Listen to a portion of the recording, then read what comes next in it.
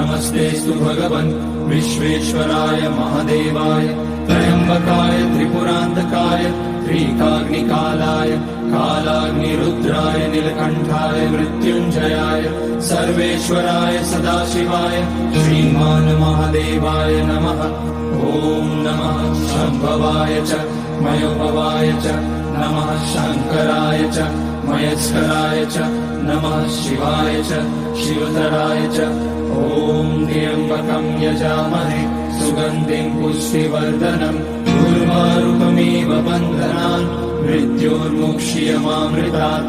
नागेन्द्रहाराय त्रिलोचनाय भस्माकराय महेश्वराय नित्याय शुद्धाय दिगम्बराय तस्मै नकाराय नमः शिवाय। मन्दाकिनी सलिलचन्दन चर्चिताय नन्दीश्वर प्रमथनाथ महेश्वराय